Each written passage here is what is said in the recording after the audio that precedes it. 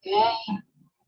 Nah, di um, materi riset operasi sebenarnya kan ada topiknya itu adalah forecasting ya.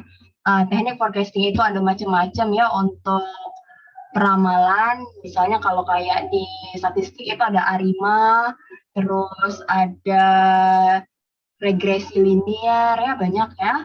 Nah, di sini kita ingin memasukkan algoritma ini ya, sepertinya itu jaringan saraf tiruan. Nah, kita lihat, jadi hari ini kita belajar teorinya aja dulu, nanti minggu depan kita akan mempraktekkan dengan menggunakan R programming ya, R programming untuk melakukan forecasting dengan menggunakan algoritma jaringan saraf tiruan.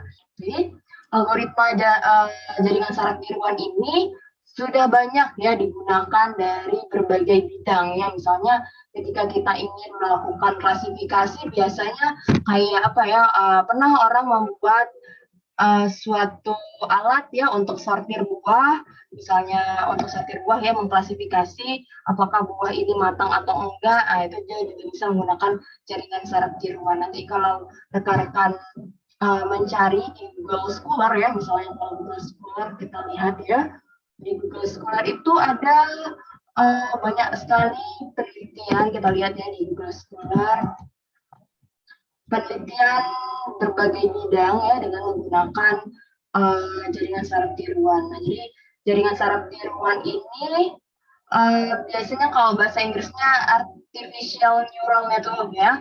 Jadi neural network jaringan saraf artifisial ya, tiruan. Karena kenapa disebut dengan tiruan nanti akan kita bahas. Nah, kita lihat dulu contoh dari ini ya, penelitian tentang JST. Kita lihat JST.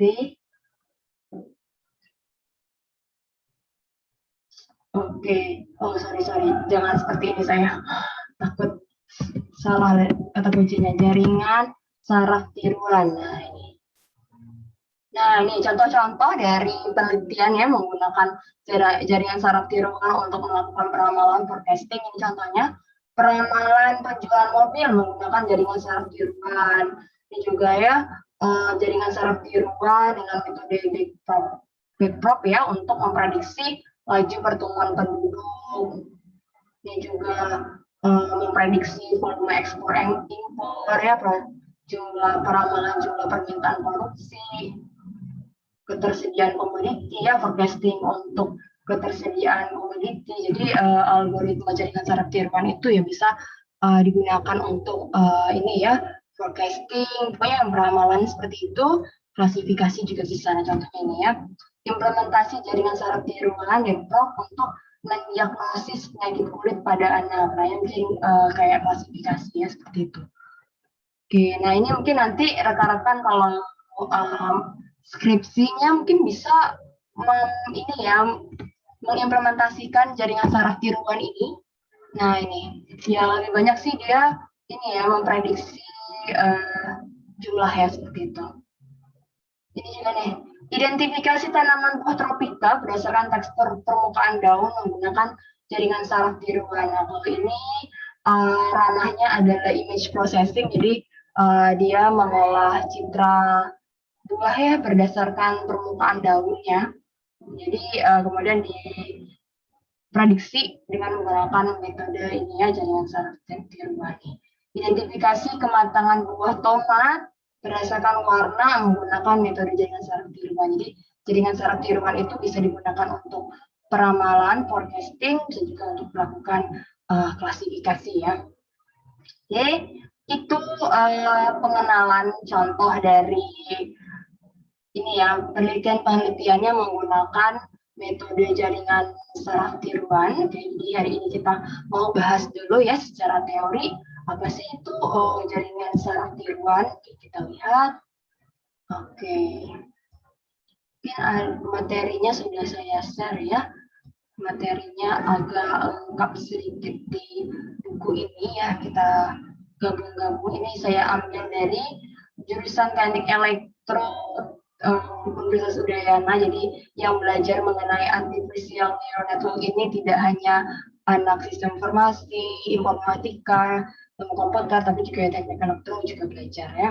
Karena penerapan dari jaringan saraf tiruan ini ya, artificial intelligence ini di segala aspek itu diterapkan. Ya, kayak anak elektro, tentunya mereka membutuhkan ya pengetahuan mengenai jaringan saraf tiruan, misalnya ketika mereka ingin menerapkannya di sensor ya, bisa juga. Kita lihat ini diktatnya, mungkin kalian bisa lebih lengkap membacanya di sini ya.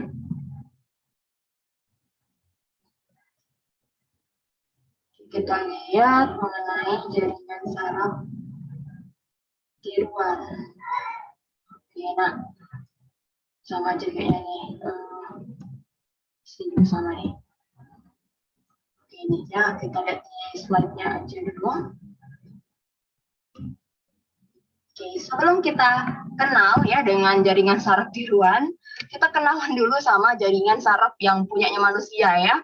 Jadi jaringan saraf biologis. Jadi jaringan saraf tiruan itu dia mengadaptasi struktur dari jaringan saraf biologis manusia. Jadi dia melihat bahwa jaringan saraf biologis ini cara kerjanya baik sekali, sehingga ditirukan untuk algoritma yang namanya jaringan saraf tiruan yang mengadaptasi cara kerja dan struktur dari jaringan saraf manusia. Kita lihat dulu nih.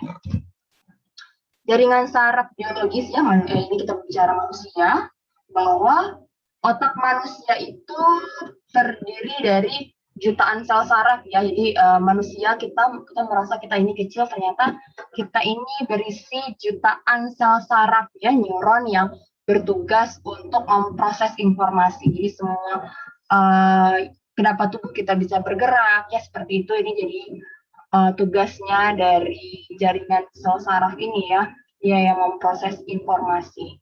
Nah, sel saraf ini nggak sendiri ya, dia berisi jutaan ya, jutaan banyak sekali, dan dia itu saling berinteraksi antara satu dengan yang lainnya, saling mendukung ya kemampuan kerja otak manusia. Ini sel saraf manusia itu sebenarnya ini mereka itu bekerjanya tidak sendiri, tapi mereka itu saling berinteraksi ya antara satu sel saraf dengan sel saraf lainnya.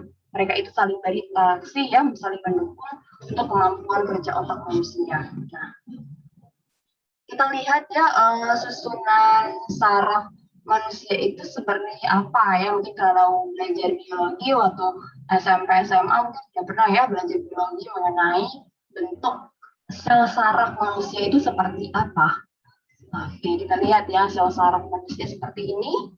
Ini ya bentuk sel saraf. Di sini ada tengah-tengahnya ini badan sel ya. Ini badan sel. Tengah-tengahnya ini ada inti sel ya atau nukleus. Kemudian di sini ada akson ya. Ada akson. Di sini ada dendrit. Nah, yang struktur saraf yang seperti ini, inilah yang mengilhami algoritma jaringan saraf tiruan. Dia mengadaptasi struktur dari susunan sel saraf manusia.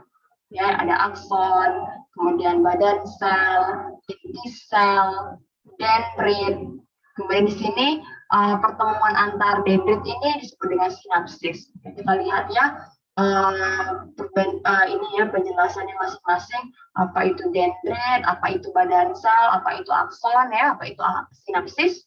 Nah, ini lihat ini sel saraf satu sama sel saraf lainnya, mereka tuh saling mendukung ya. Nih lihat dia ini dipertemukan oleh sinapsis ini. Jadi dendrit ini bertemu dengan dendrit sel saraf satu yang lainnya. Jadi mereka saling mendukung ya. Mereka bekerja tidak sendiri. Kita lihat di sini. Jadi sel saraf manusia ya atau disebut dengan neuron ya. Neuron itu ya ini sel saraf atau neuron lah ya, bahasa biologinya itu neuron. Terdapat 3 komponen utama ya, 3 bagian. Itu ada dendrit ya. Dendrit itu tugasnya menerima informasi atau jalur input ya. Ya ini karena dia ini taruh letaknya di pinggir nih. Nah ini pinggir ya. Jadi dia itu ini menerima informasi dari luar. Nah, ini dia menerima informasi atau tempat input lah ya, kita sebut dengan tempat input, jalur input bagi badan sel. Nah, ini dendrit ini tugasnya adalah menerima informasi atau jalur input bagi badan sel ya, dendrit. Kemudian ada badan sel atau disebut dengan soma. Ini badan sel ya, ini badan sel disebut dengan soma, di mana badan sel itu adalah tempat pengolahan informasi. Ini dari dendrit tadi kan menerima informasi dari luar, kemudian dia itu adalah sebagai jalur input ya untuk sel badan sel. Nah, jadi informasi yang diterima dari luar tadi diolah di badan sel tadi. Nah, ini badan sel. Di badan sel itu terdapat nukleus ya, badan sel, terdapat nukleus atau inti sel yang bertugas mengolah informasi. Jadi mengolah informasi. Nah, kemudian ada akson. Ini akson. Apa sih akson? Akson itu bertugas mengirimkan impuls sinyal ke saraf lain atau jalur output bagi soma. Jadi setelah informasi diolah di dalam badan sel ini ya, kemudian melalui akson ini ya, impuls atau sinyal hasil output, hasil olahan sinyal di badan sel ini, olahan informasi di badan sel itu diteruskan melalui akson untuk ke sel saraf lainnya, seperti itu. Nah, ini ya, akson bertugas mengirimkan impuls sinyal ke sel saraf lainnya atau output bagi soma. Jadi hasil dari pengolahan informasi sini ya, outputnya itu melewati akson ini, kemudian diteruskan untuk sel saraf yang lainnya. Kemudian antar dendrit ditemukan oleh sinapsis. Ya, ini antar dendrit ditemukan oleh sinapsis. Jadi seperti ini. Kita anggap aja kita mulai dari sini ya. Kita mulai dari sini nih. Anggap aja dendrit ini menerima informasi dari luar. Informasi ini kemudian diteruskan ke badan sel. Kemudian di inti sel ini diolahlah informasi itu ya menjadi output atau keluaran. Dialirkan melalui akson ini ya, dikeluarkan melalui akson ini. Nah, ini dari akson ini ya, diteruskan ini ada sinapsis. Sinapsis itu pertemuan dikatakan tadi antar dendrit ya, pertemuan antar dendrit. Nah, ini dari akson ini kemudian diteruskan lagi ke sel saraf yang lainnya nih. Nah, ini nanti diterima lagi oleh dendrit yang ini, kemudian diolah lagi. Jadi pekerjaan sel saraf itu ini ya, dia tuh nggak kerja sendiri, tapi kerjanya itu sama-sama dengan sel saraf lainnya. Ya, dia tuh saling tadi ya katanya saling mendukung untuk kemampuan kerja otak manusia. Nah, seperti itu ilustrasi kerja otak manusia. Nah, ilustrasi kerja otak manusia inilah yang diadaptasi oleh jaringan saraf tiruan ya, algoritma jaringan saraf tiruan yang kita lihat di sini.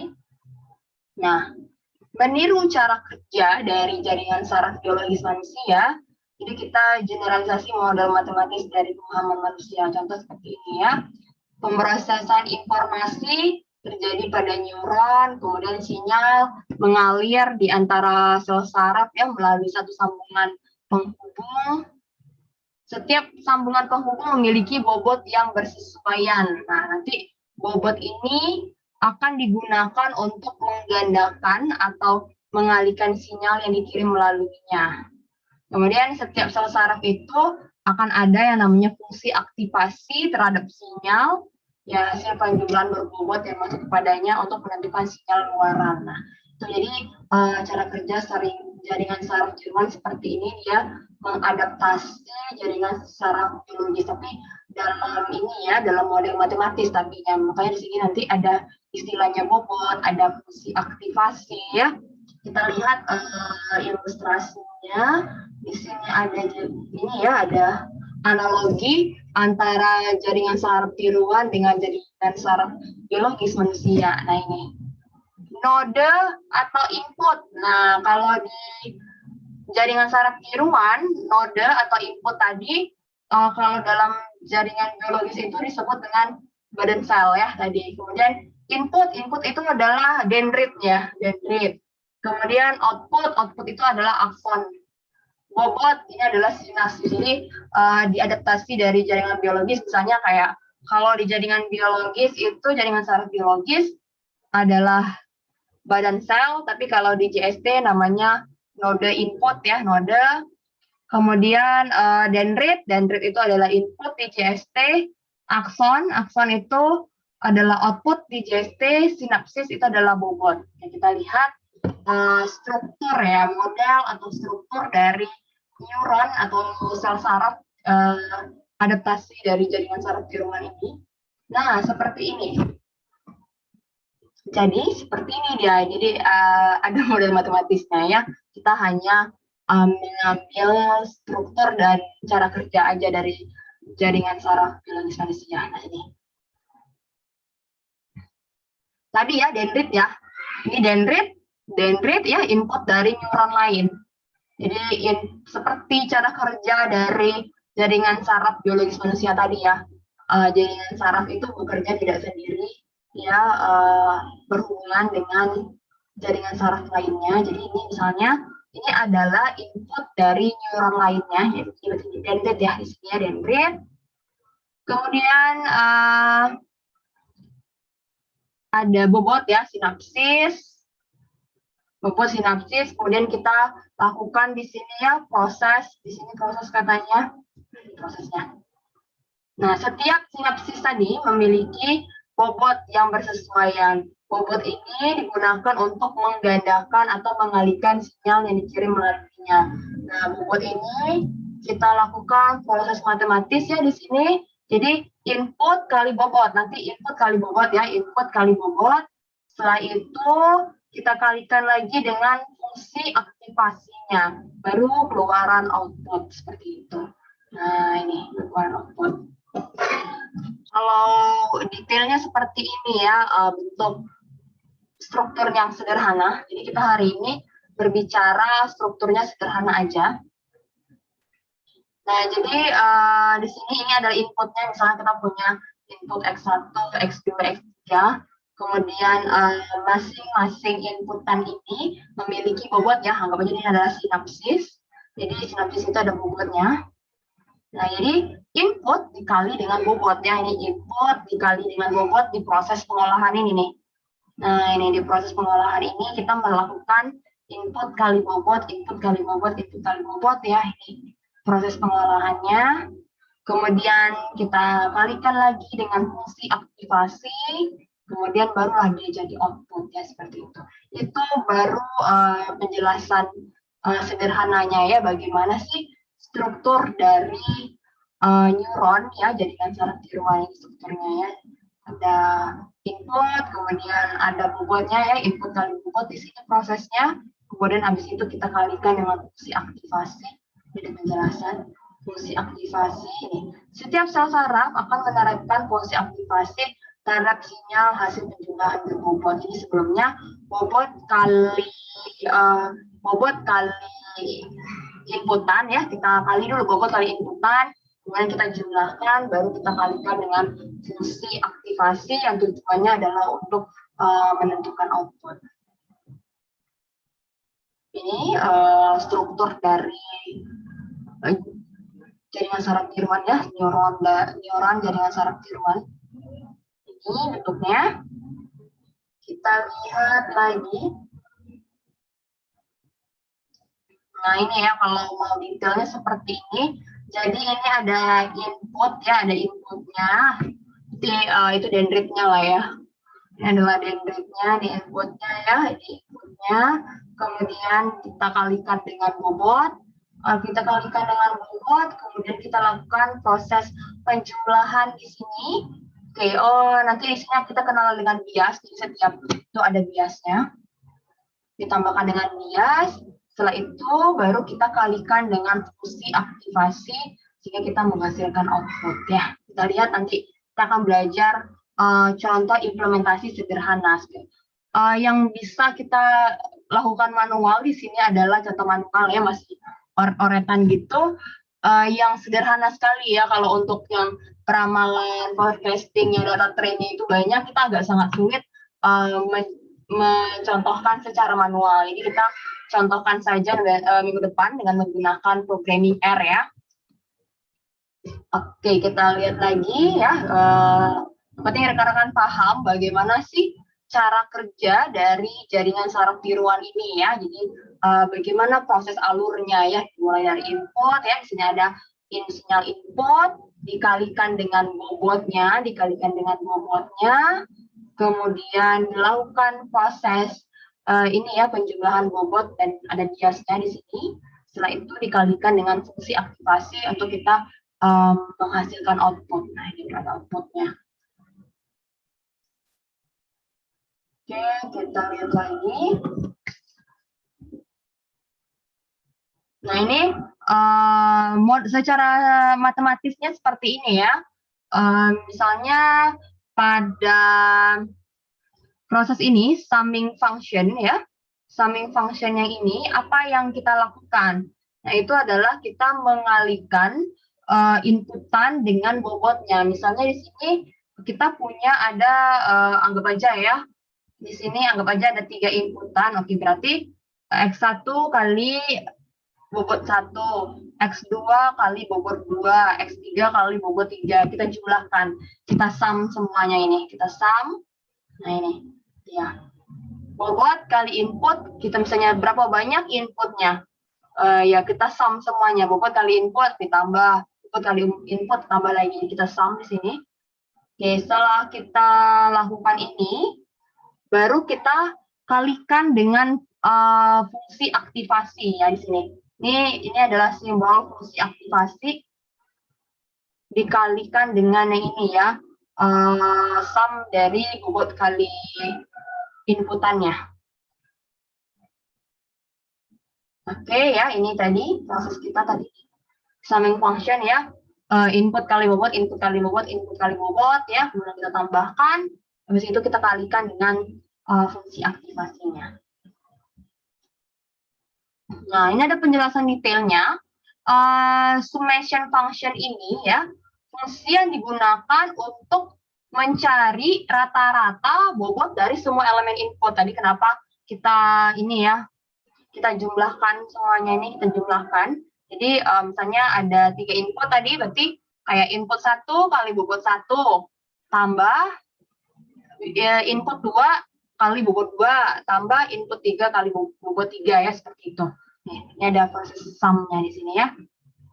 Input kali bobot. Ya, ini. Dengan mengalihkan setiap nilai input dengan bobotnya lalu menjumlahkan. Nah, ini summation function ya. Habis itu ya, ini jadi kita ibaratkan dengan sebuah neuron yang memonitor sinyal datang dari neuron-neuron lain. Jadi neuron ini menghitung menjumlahan bobotnya ya, kemudian menentukan sinyal untuk dikirim ke neuron-neuron lain. Di sini tadi ya proses summation function tadi kita jumlahkan input dengan kalikan input dengan bobotnya, habis itu tambahkan lagi input kali bobot yang lain seperti itu. Ya, ini kita mengalihkan nilai input dengan bobotnya, kemudian kita menjumlahkan. Nah, di sini ada lagi namanya fungsi aktivasi ya. Nah, ini fungsi aktivasi ini dipakai untuk menentukan output ya, atau luaran dari suatu neuron. Jadi fungsi aktivasi ini adalah untuk menentukan luaran suatu neuron. Nah, jadi di sini dia merupakan fungsi yang menggambarkan ya hubungan antara tingkat aktivasi internal ya, summation function yang berbentuk linear atau non-linear. Nah, karena kan nanti kita itu kan akan kayak melakukan klasifikasi ya. Nah, makanya kita perlu menggunakan fungsi aktivasi. Nah, ini fungsi aktivasi ini macam-macam ya kalau di dalam JST, tergantung dari datanya. Nah, di sini ada hard limit, pluralin, sigmoid. Nah, yang paling populer digunakan itu adalah fungsi sigmoid Kemudian di sigmoid itu ada beberapa varian lagi, ada sigmoid logaritma, sigmoid biner, sigmoid tangan, sigmoid bipolar. Nah, ini dia mengandung fungsi ya, dia mengandung fungsi. Nanti kita lihatlah detailnya seperti apa. Nah, ini ada penjelasannya. Nah, kalau kita menggunakan fungsi aktivasi hard limit, yaitu memberikan batasan yang tegas. 0 atau 1 ya, dia itu ya 0, 1, 1. Jadi misalnya kita nanti akan ada hasil output, itu kalau kita menggunakan fungsi aktivasi, nanti dia akan memberikan nilai batasan yang tegas ya. Dia ini termasuk 0 atau 1 gitu kan kelasnya, 0 atau 1. Nah, kalau kita menggunakan fungsi aktivasi purelin ya, dia misalkan secara linier. Kalau sigmoid berupa smooth bernilai antara 0 sampai dengan 1. Jadi bisa aja 0,3, 0,2 ya. Tapi kalau kita menggunakan hard limit, ya itu tegas. Kalau nggak 0 ya 1. Jadi kita sudah tahu itu kelasnya yang mana ya. Kalau kayak sigmoid itu ya nilainya fungsi smooth ya, nilainya antara 0 sampai 1. Ya bisa aja nilainya 0, 0,1, 0,125 ya seperti itu. Oke, nanti kita lihat contohnya. Nah ini ya contohnya kalau kita menggunakan fungsi aktivasi dari hard limit. Nah misalnya A itu kelasnya 0, jika N kalau misalnya nilai kita itu adalah nilai tadi ya, nilai yang sudah kita kalikan tadi, nilai yang sudah kita jumlahkan tadi yang bobotnya, kalau seandainya N-nya itu kecil dari 0, maka dia itu kelas 0 ya. Kalau seandainya N-nya itu besar sama dengan 0, maka kelasnya itu adalah 1. Ini kalau kita menggunakan fungsi aktivasi yang namanya hard limit. Coba kalau kita oh enggak, dia cuma jelasin yang ini ya, nanti kita lihat yang lain lagi. Kita langsung aja lihat contohnya.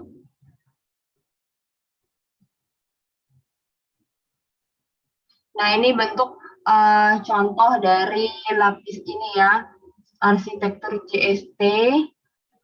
Jadi pada JST ini, neuron-neuron akan dikumpulkan dalam lapisan-lapisan, atau disebut dengan layer, yang disebut dengan lapisan neuron. Kemudian neuron-neuron pada satu lapisan akan dihubungkan dengan lapisan sebelum atau sesudahnya. Informasi yang didirikan pada jaringan saraf akan dirambatkan melalui lapisan ke lapisan lainnya ya, mulai dari lapisan input sampai lapisan output melalui lapisan tersembunyi. Nanti kita akan kenal namanya hidden layer. Nih, contohnya ini misalnya nih nilai inputnya, kemudian ini adalah neuron-neuronnya, kemudian di sini ada hidden layer ya, neuronnya ada hidden layer, kemudian di sini neuron output. Oke, kemudian ini adalah nilai input. Ini bentuk arsitekturnya ya. Oke, yang penting kalian sudah paham aja bagaimana sih proses jaringan saraf tiruan ya. Oke, ini banyak sekali slide-nya. Kita langsung aja masuk ke contoh. Nah, jadi JST itu terdiri dari, ada istilahnya single layer, ada multi layer, ada competitive layer. Kita lihat ya, kalau single layer, dia itu yang seperti kita contohkan tadi di awal ya, dia itu hanya ada nilai lapisan input, ini ya, lapisan untuk layer untuk nilai input, lapisan input, bobot ya, bobot, kemudian output, kemudian nilai output. Nah, dia seperti ini kalau single layer. Kalau seandainya multi layer, kita menambahkan satu lapisan lagi yang disebut dengan ini ya, hidden layer. Nah, ini nilai input ya, lapisan input, bobot. Nah, ini ada hidden layer. Ada hidden layer, kemudian baru lapisan outputnya. Oke, nah ini macam-macam ini ya, JST itu ada single layer, ada multi layer. Kapan kita pakai single layer? Kapan kita pakai multi layer? Nah, single layer itu dipakai kalau seandainya dia itu kasusnya adalah inputannya itu mudah ditemukan pola ya. Kalau seandainya sulit kita menemukan pola dari inputan tadi, maka kita perlu menggunakan yang namanya multi layer. Tapi sekarang orang karena nggak tahu kan apakah data tadi mudah ditemukan pola atau tidak, jadi orang pada menggunakan multi layer ya. Ada di sini tambahannya nih, hidden layer.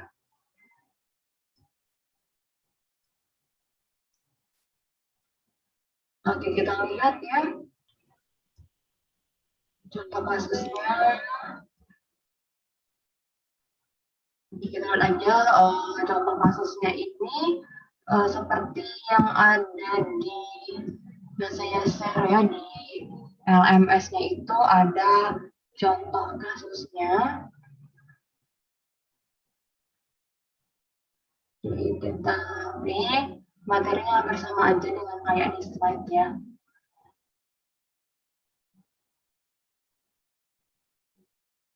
Jadi saya cari contoh-contohnya.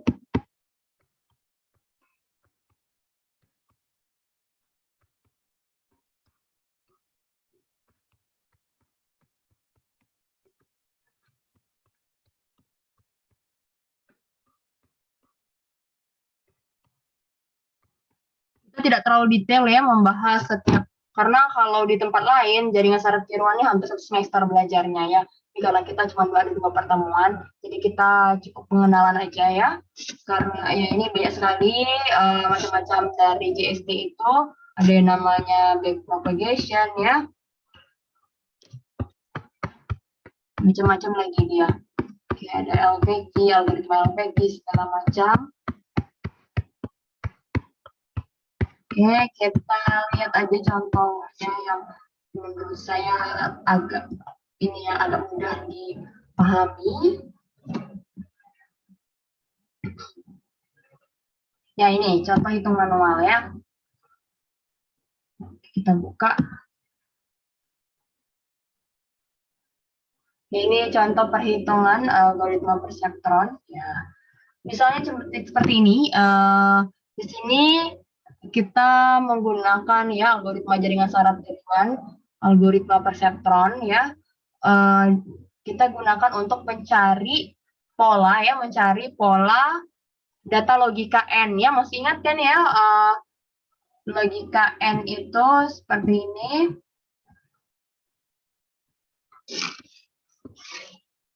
Soalnya kita punya, soalnya ini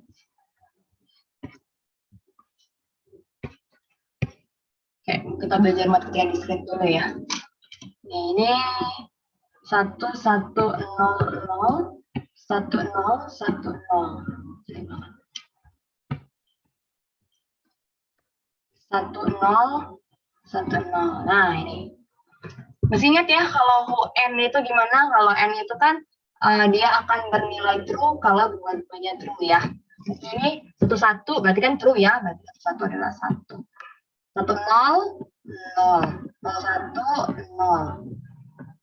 Nah, kita ingin menerapkan jaringan syarat tiruan dengan inputan, yaitu ini ya, inputannya P dan Q ya, inputannya P dan Q. Bagaimana dia bisa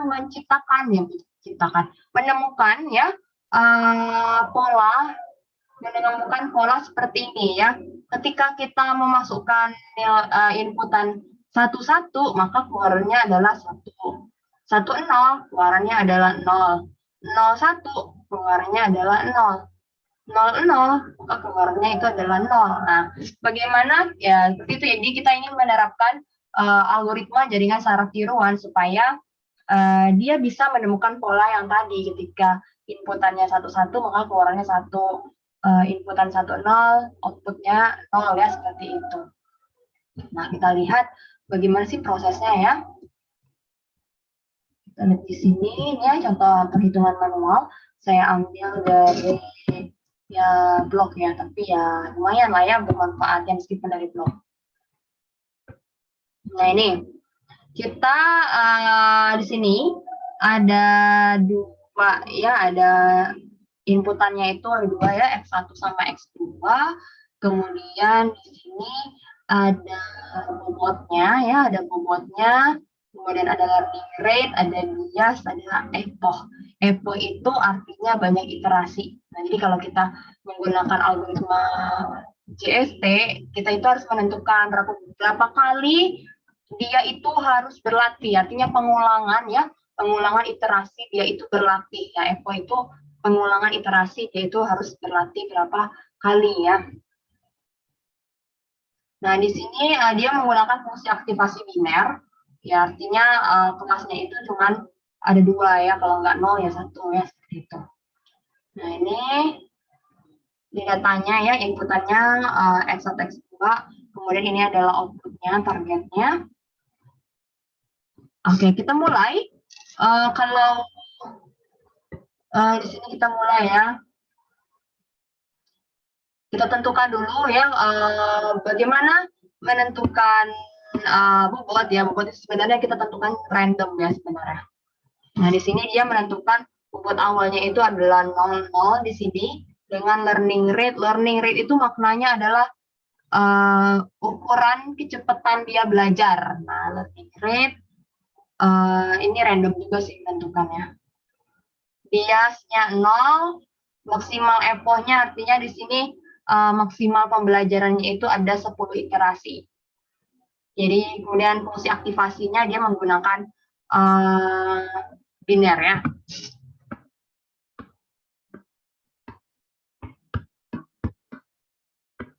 Oke, kita lihat di sini epoch yang pertama ya, kita masuk ke epoch yang pertama.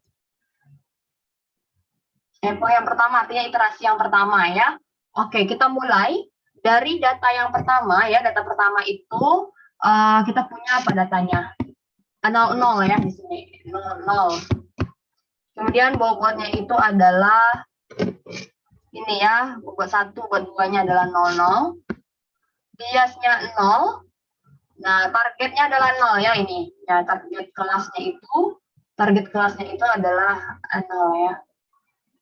Oke, nanti kita akan membandingkan hasil dari perhitungannya dengan target. Kalau seandainya hasil perhitungannya itu tidak sama dengan target, maka kita akan lakukan updating bobot lagi gitu ya kalau JST seperti itu. Nah, ini pada epoch yang pertama ya, data yang pertama ini adalah 00, bobotnya itu adalah 00 ya, ini bobotnya W1 0, W2 0, biasnya 0, learning rate-nya 1, kemudian targetnya itu adalah 0 ya. Targetnya 0. Oke, kita hitung ya. Y-nya, ini inputannya, nilai inputannya.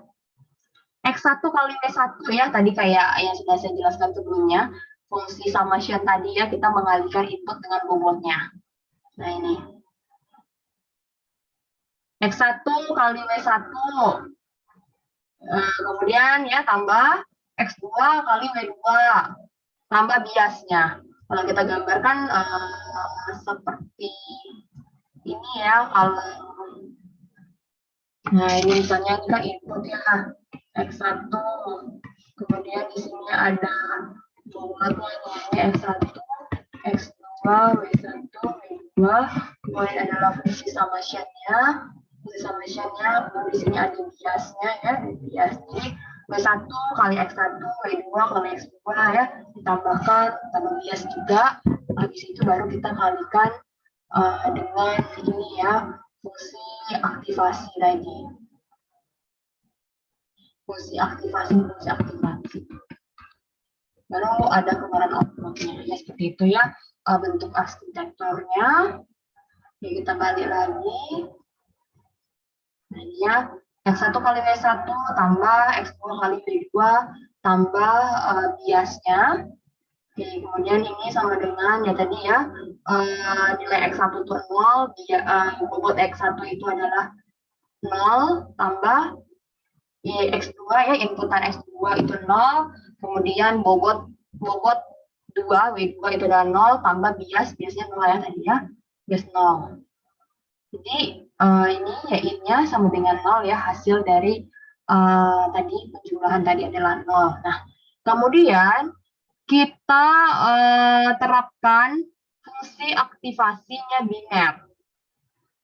Nah, di sini ada threshold-nya ya, kalau kita menggunakan fungsi aktivasi biner. Threshold-nya itu adalah kalau seandainya dia itu kalau kita menggunakan fungsi aktivasi biner, threshold-nya itu adalah kalau seandainya itu dia besar sama dengan 0, maka dia itu kelasnya itu adalah 1. Kalau dia kecil dari 0, maka kelasnya itu adalah 0. Ya, seperti itu. Itu fungsi biner ya. Biner kan kalau biner itu kalau nggak 0 ya 1. Nah, di sini threshold-nya itu kalau dia besar sama dengan 0, nilai dari y-in-nya itu.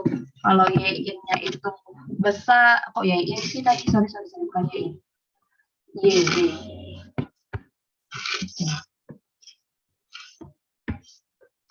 Kalau y-nya itu besar sama dengan 0, maka dia itu kelasnya itu adalah 1. Kalau dia kecil dari 0, maka kelasnya itu adalah 0 ya tadi. Oke, kita lanjutkan lagi. Ini ya. Nah, kita lihat hasil dari Y. Hasil dari Y itu kan tadi 1. Nih, hasil dari yang Y-in kali dengan fungsi aktivasi tadi ya, Y-in sudah Y-in, kemudian kita masukin ke fungsi aktivasi, hasilnya itu adalah 1. Nah, targetnya apa sih tadi? Ini targetnya 0 ya. Oke. Karena Y itu, nilai Y ini tidak sesuai dengan target, tidak sama ya. Targetnya 0. Y-nya itu adalah 1 nilainya. Nah, karena Y tidak sama dengan target, maka kita hitung errornya. Hitung error, kemudian kita update bobot.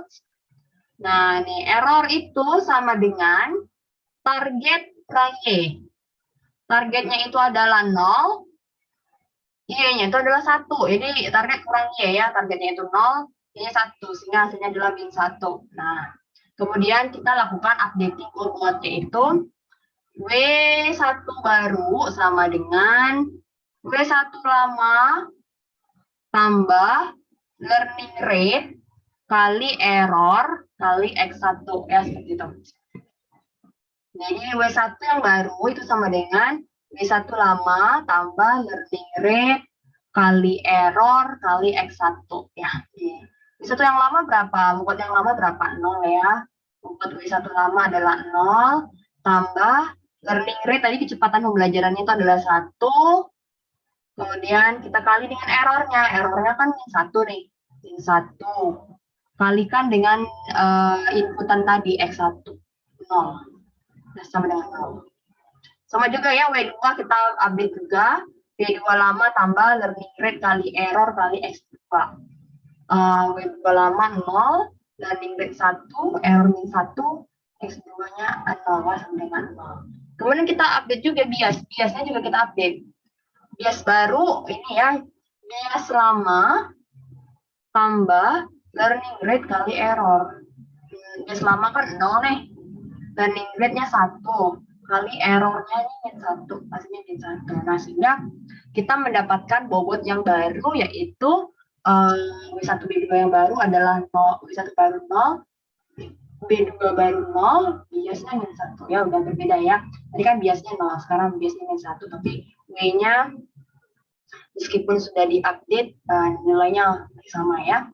Oke, nah, bobot ini artinya kenapa sih kita itu melakukan updating bobot? Itu maknanya adalah pembelajaran. Artinya bobot yang tadi itu tidak sesuai untuk mencari pola tadi ya, pola input dengan targetnya itu tidak sesuai. Jadi dengan menggunakan bobot yang tadi ya, bobot awal ini, artinya itu tidak sesuai dia ya, tidak sesuai lagi. Makanya kita lakukan updating ya, kita lakukan updating dengan memasukkan learning rate tadi, kecepatan pembelajaran. Nah, makanya kita melakukan updating tadi supaya kita mendapatkan bobot yang sesuai ya, sesuai dari hasil pembelajaran. Ya, bobot yang awal sebelumnya ini berarti tidak sesuai lagi, gitu. Makanya kita lakukan updating.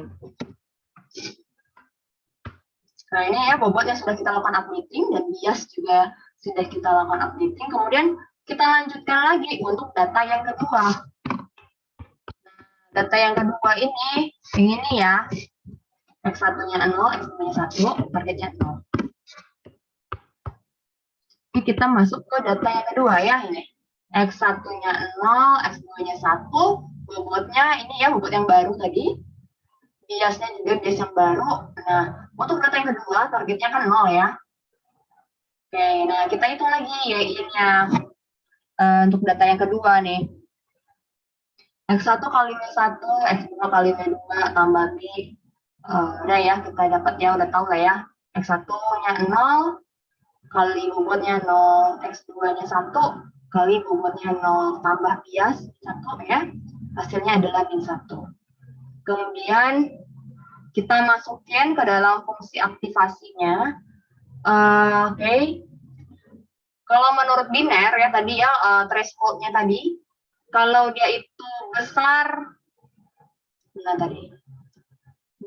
sama dengan 0, maka dia kelasnya adalah 1. Kalau kecil dari 0, maka kelasnya adalah 0. Nah, hasil dari Y-nya tadi itu adalah tadi ya, Y-nya itu adalah min 1 ya. Y-nya itu adalah min 1 tadi nih. Oke, berarti tadi saya salah nih. Y-in ya. Kalau Y-nya besar sama dengan 0, maka dia masuk kelas 1. Kalau Y-nya kecil dari 0, maka dia masuknya kelas 0 ya.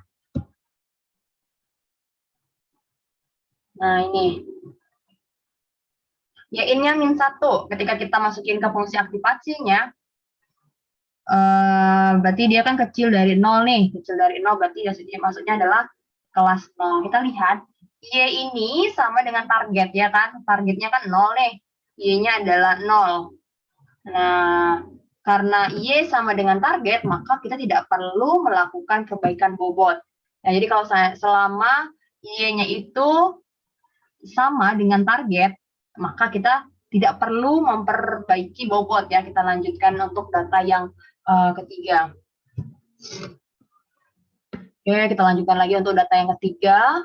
Nah, ini ya data ketiga kita tadi, kita punya X1-nya 1, X2-nya 0, targetnya 0. Sama ya, untuk data yang ketiga, kita lanjutkan di sini. Nah, hitung ya, Y-in sama ya, rumusnya, bobotnya tidak kita perbarui tadi, karena pada data yang kedua, Y sama dengan target, kita tidak perlu melakukan updating-nya. Jadi kita masih menggunakan bobot yang hasil updating yang pertama. Oke, ini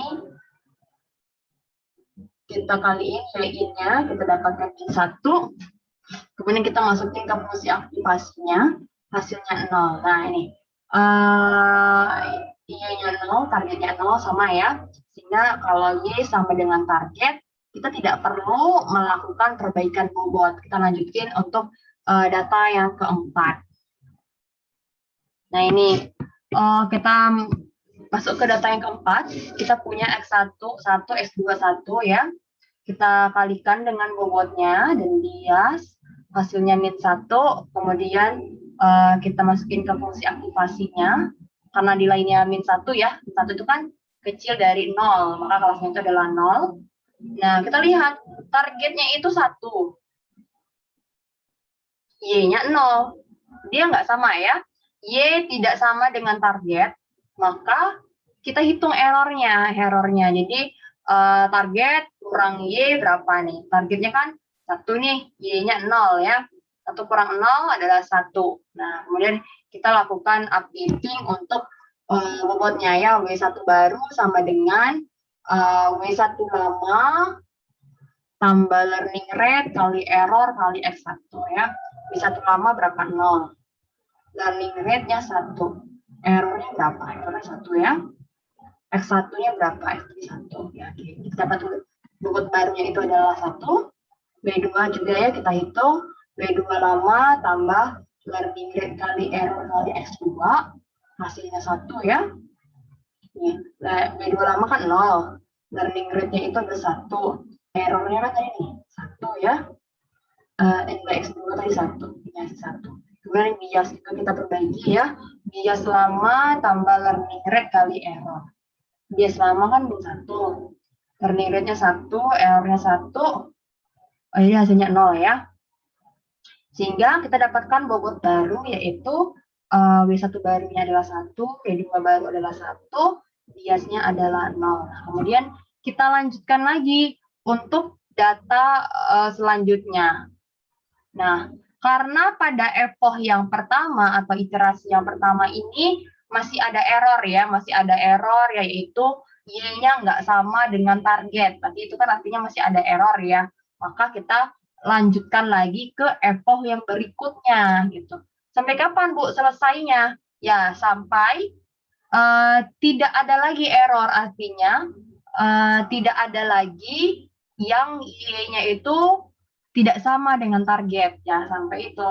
Nah, makanya kalau kita menggunakan tools ya, misalnya kayak MATLAB atau R, itu kita menentukan epoch-nya itu kadang sampai 100 epoch ya, artinya 100 kali iterasi ya, seperti itu. Tapi kalau kita hitung manual ini kan capek juga ya, kalau sampai ratusan iterasi gitu. Nah, ini kita hanya mencontohkan ya. Nah, kita misalnya gini, kita menentukan ya, misalnya gini, kita tentukan epoch-nya itu 10, artinya sampai 10 iterasi udah berhenti. Mau dia ada error, masih ada error, itu ya udah tetap berhenti karena kita sudah men-set epoch-nya cuma sampai 10. Padahal dia itu belum selesai sampai ke Y-nya itu sama dengan target. Maksudnya errornya sudah tidak ada lagi, tapi dia belum sampai gitu. Kayaknya epoch 10 ternyata masih ada error, tapi kita harus tetap berhenti sampai situ karena kita sudah men-setkan epoch-nya hanya sampai 10 gitu kan. Nah, kadang kalau kita men-setkan epoch-nya sampai dengan 100, ternyata epoch ke 20 udah berhenti karena sudah tidak ada error ya, seperti itu. Jadi kita gambling mau menentukan epoch-nya itu berapa gitu. Ya, jadi menentukan epoch yang kecil ternyata dia belum selesai. Nah, jadi kalau yang contoh di sini epoch-nya sampai 10. Nah, pada epoch pertama masih ada error ya, Y-nya masih ada yang tidak sama dengan target. Nah, maka kita lanjutin lagi ke epoch yang kedua. Nah, ini ya, epoch yang kedua artinya kita mulai lagi nih dengan data yang pertama. Nah, data yang pertama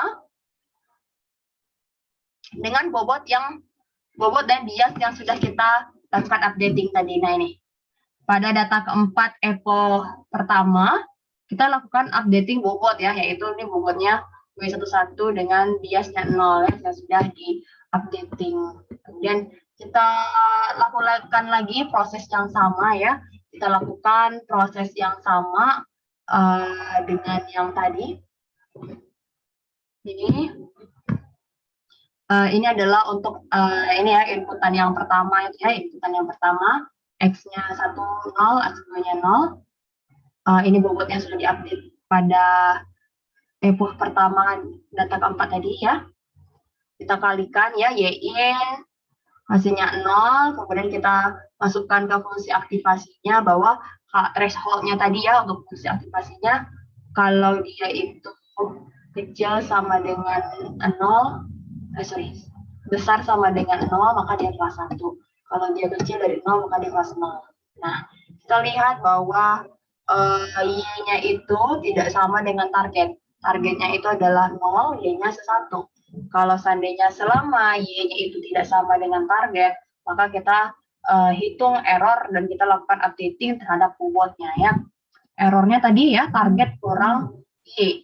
Targetnya adalah 0, Y-nya adalah 1. Ada 1.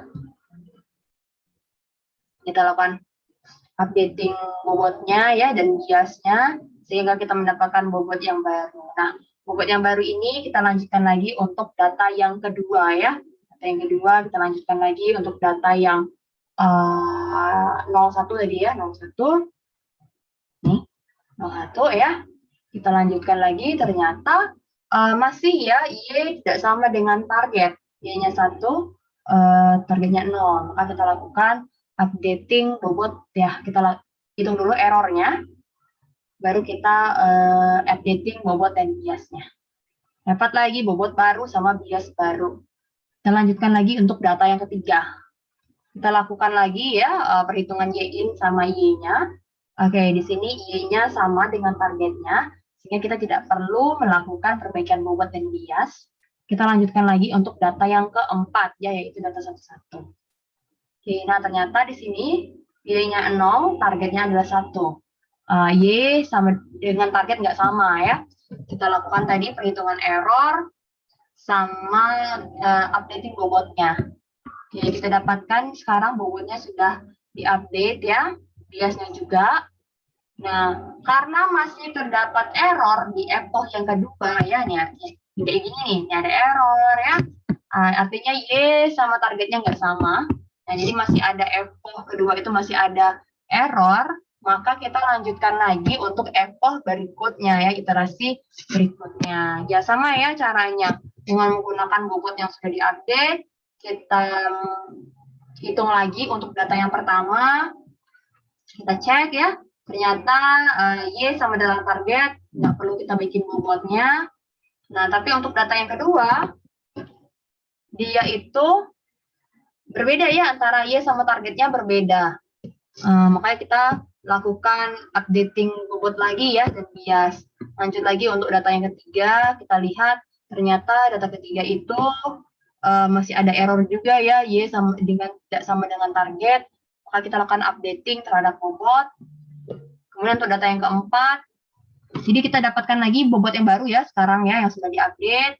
Sekarang biasanya ada 3, yang 3. Kemudian kita lanjutkan lagi dengan menggunakan bobot yang sudah diupdate tadi untuk data yang keempat. Ternyata masih ada error ya, kita lakukan updating terhadap bobot lagi. Nah, karena masih ada error, maka kita lanjutkan lagi ke epoch yang keempat. Seperti itu ya, lakukan hal yang sama lagi. Oke, masih ada error juga nih. Y tidak sama dengan target ya. Kita lakukan updating bobot. Habis itu kita lanjutkan lagi untuk data berikutnya dengan bobot yang sudah diupdate tadi. Ternyata masih ada error. Oke, nah di sini bobot sudah diupdate ya sampai bobotnya itu sama dengan 2, bobot 1, 2, bobot 322 dengan biasnya min 2 sekarang. Nah, karena di epoch kedua, ini 4 nih maksudnya ya. Karena di epoch yang keempat masih ada error, maka kita lanjutkan lagi ke epoch berikutnya sampai tidak ada error untuk setiap data dalam satu iterasi atau satu epoch. Jadi kita lanjutkan lagi untuk epoch berikutnya. Kalau seandainya epoch berikutnya itu sudah tidak ada lagi error untuk tiap datanya, maka kita stop. Kalau masih ada error, maka kita terus saja, terus gitu ya, sampai nggak ada error. Tapi kalau seandainya kita menggunakan tools, ya kita udah set, misalnya epochnya sampai 10, ya udah berarti dia berhentilah di epoch yang ke-10 itu dengan bobot sekian gitu.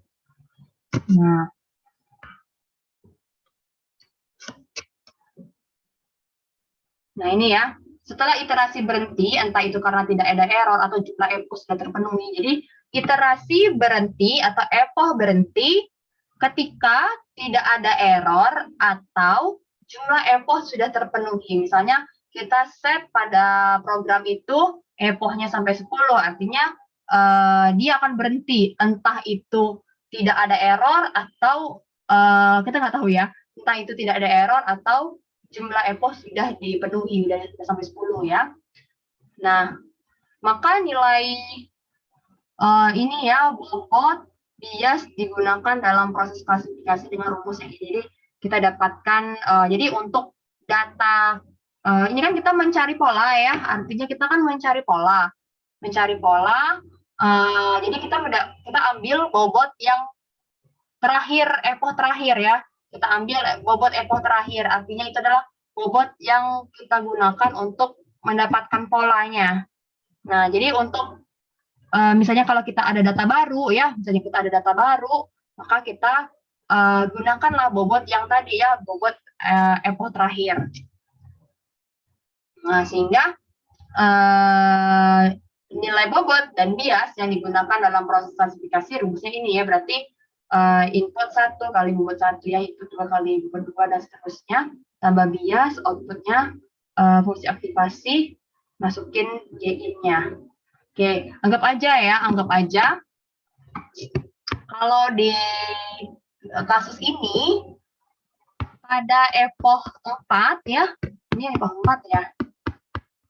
Nah ini ya, ini epoch 4, anggap aja ya, kita anggap aja karena capek juga ya mau sampai 10. Anggap aja epoch 4 ini adalah epochnya sudah tidak ada error ya, artinya Y sama dengan target semua ya di sini ya. Epoch 4 itu adalah di mana epochnya. Oke, sebentar ya. Halo?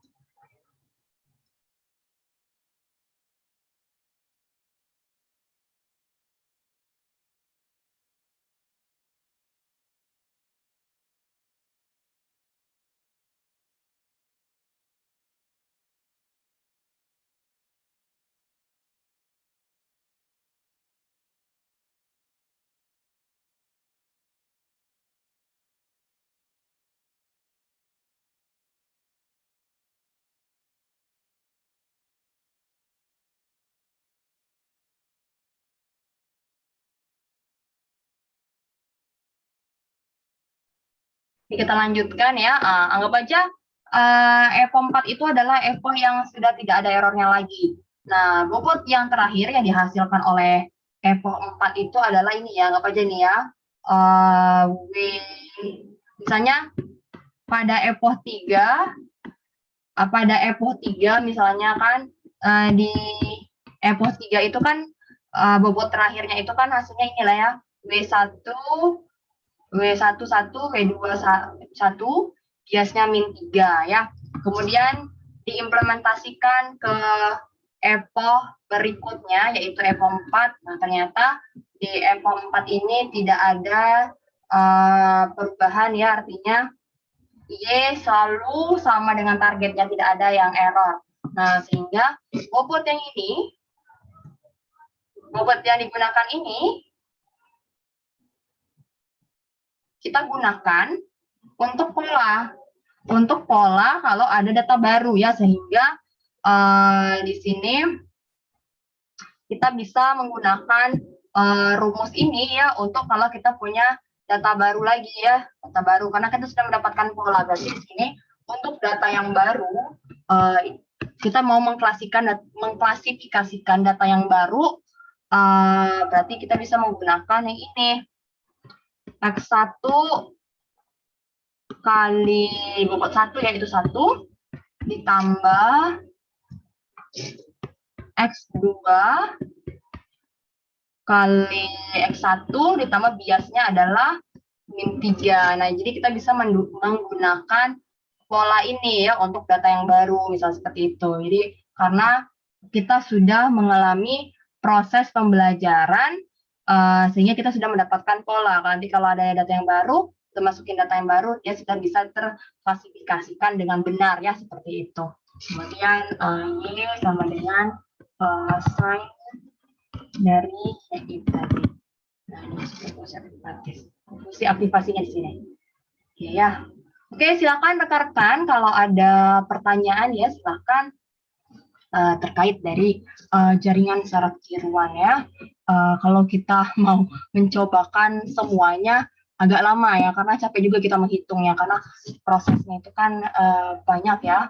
Kalau ini jadi silakan, banyak tutorial tentang JST untuk programming R, silakan rekan-rekan elaborasi dulu ya. Sebelum kita masuk ke pertemuan berikutnya, kita akan mencoba mengimplementasikan artificial neural network ini atau jaringan saraf tiruan ini untuk proses klasifikasi atau proses forecasting ya. Silakan kalian mungkin bisa cari-cari dulu ya codingan di R untuk artificial neural network. Jadi cari aja ANN in R programming seperti itu. Ada yang untuk forecasting, ada yang untuk klasifikasi ya. Jadi jaringan saraf tiruan ini dia mencari pola ya, mencari pola dari proses pembelajaran. Jadi jam berapa sekarang? Oke. Ternyata materinya tidak terlalu banyak ya. Jadi silakan kalian elaborasi ya, baca-baca. Nanti minggu depan kita akan cobakan untuk praktikum. Oke ya. Silakan kalau ada pertanyaan, silakan. Tidak ada pertanyaan, mungkin sudah clear ya, sudah paham ya mengenai jaringan saraf tiruan ini. Tutorialnya banyak ya, karena nanti kalau di perkuliahan ini masih belum terlalu paham, bisa melihat tutorial di YouTube, banyak sekali pembahasan mengenai jaringan saraf tiruan ya. Oke, saya cukupkan kuliah hari ini ya, mudah-mudahan ada manfaatnya meskipun kita kuliahnya cuma 1 jam ya, jadi saya agak koreksi waktu di sini 1 jam karena materi kita sudah selesai. Materi ini baru materi teorinya aja ya, minggu depan baru kita mempraktekkan dengan menggunakan air programming ya. Jadi saya berharap rekan-rekan dibaca kembali materinya. Oke, saya tutup ya. Assalamualaikum warahmatullahi wabarakatuh. Waalaikumsalam warahmatullahi wabarakatuh. Terima kasih, Bu.